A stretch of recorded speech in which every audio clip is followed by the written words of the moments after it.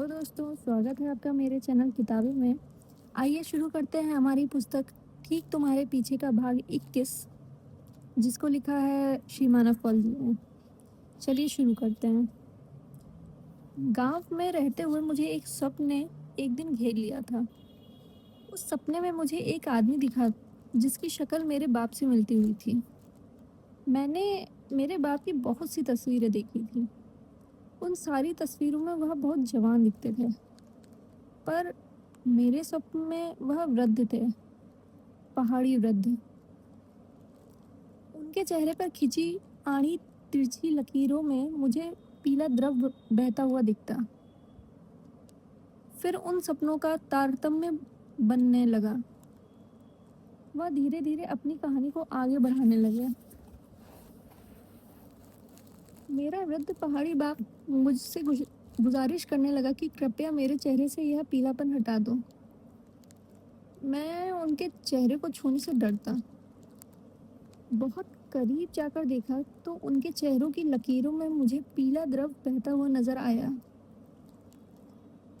मैंने एक लकड़ी उठाई और उस द्रव को उस लकड़ी से रगड़ रगड़ कर निकालना शुरू किया।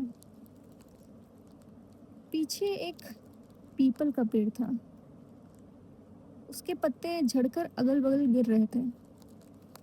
बहुत मध्यम हवा का पत्तों से खड़खड़ाना मैं साफ सुन सकता था। इस सरसराहट के बीच मेरे पहाड़ी बाप की करहा भी थी, और उस करहा के पीछे छिपे हुए कुछ शब्द थे जो बहुत जल्द वाक्यों में बदलते जा रहे थे। बेटा, इस पीले द्रव का मूल खोज। ऊपरी सफाई धोखा है। पीड़ा तेरे होने की नहीं है, पीड़ा मेरे ना होने की है। इस जगह से कहीं निकल जा, वरना अंत में वह बन जाएगा जिसके सपने तुझे डराते हैं। यह सपने मुझे कुछ साल भर आते रहे। इसकी शुरुआत सिर्फ पीपल का पेड़ था और अंत यह आखिरी वाक्य। प्लेन समय पर उतरा। मेरा गांव करीब यहाँ से 90 किलोमीटर दूर था। मैंने एक टैक्सी की और गांव की तरफ चल दिया। मैं यहाँ आखिरी बार 2 साल पहले आया था।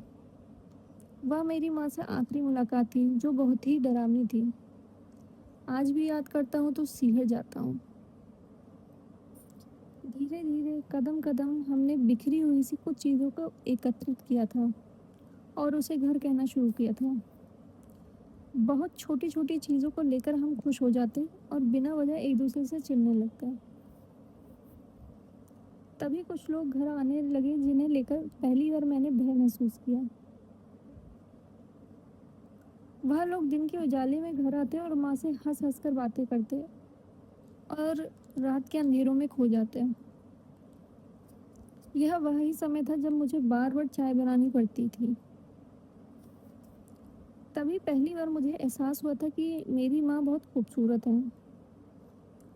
उनके काले घने लंबे बाल हैं, उनका तांबाई रंग, उनका लंबा पतला शरीर। माँ ऐसी नहीं होती हैं। बाकी सबकी माएँ बूढ़ी होने की सीढ़ियाँ चढ़ती हुई थकी सी दिखती थी, पर मेरी माँ एक उम्र पर रुकी हुई थी। मेरे बड़े होने के दुखों में यह दुख अपना वजन लगातार बढ़ाए जा रहा था। मैं माँ को बूढ़ा देखना चाहता था। एक रात सोते वक्त मैंने माँ से कहा था, माँ, आप बहुत खूबसूरत हो। मैं अपनी बात कहना चाहता था, पर यह सवाल के रूप में मेरे मुंह से निकला। माँ कुछ देर चुप रही, फिर उसने कहा, बेटा, क्या मुझे शादी करनी चाहिए? मैं दंग रह गया। अचानक मुझे घबराहट होने लगी। मैं कुछ देर में पसीने पसीने हो गया। मैं जोर जोर से सांसें लेने लगा। माँ मेरे करीब आई और उन्होंने मुझे अपनी ओर खींचना चाहा। मैंने उन्हें झटका देकर अलग कर दिया। गुस्से में मैं उठकर बाथरूम गया। कितनी इच्छा होती है कि गांव वैसा ही रहे। हमारी स्मृतियों में वह जैसा गुदा हुआ है।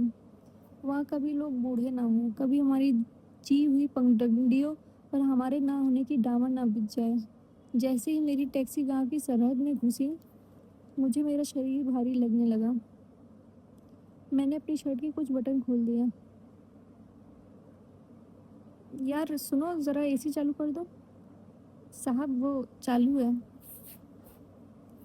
मुझे बहुत गर्मी लग रही थी। टैक्सी मेरे मोहल्ले की तरफ बढ़ रही थी। मुझे कुछ सूरतें पहचानी हुई लग रही थी, पर मुझे लगा सब लोग धूप में जले हुए हैं। तभी मैंने परायापन महसूस किया। अब मेरा इस गांव से कोई संबंध नहीं है, कुछ भी नहीं। 2 साल पहले जब मैं यहाँ आया था तो एक गुस्सा था इस गांव को लेकर। अब वह भी नहीं है।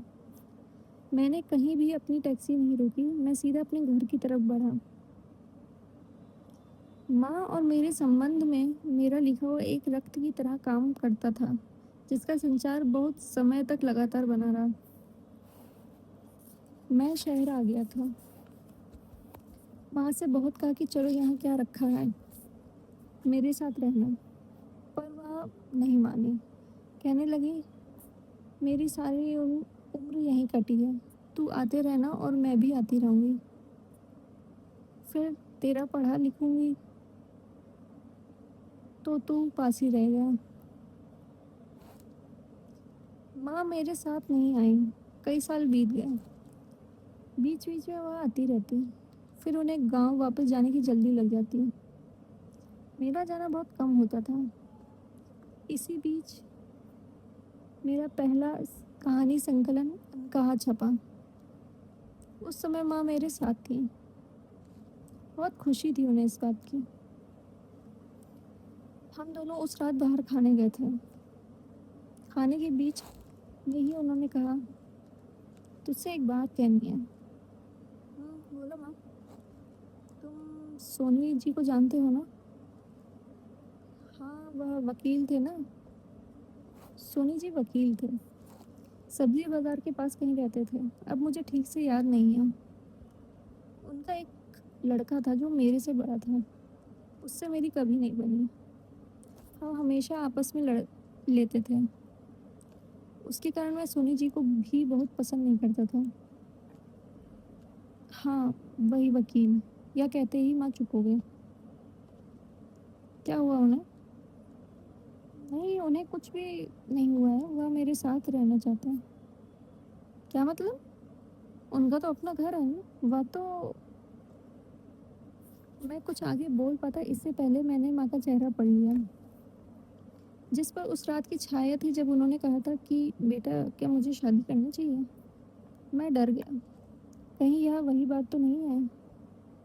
वह बूढ़ी हो चुकी है, वह मेरी माँ है।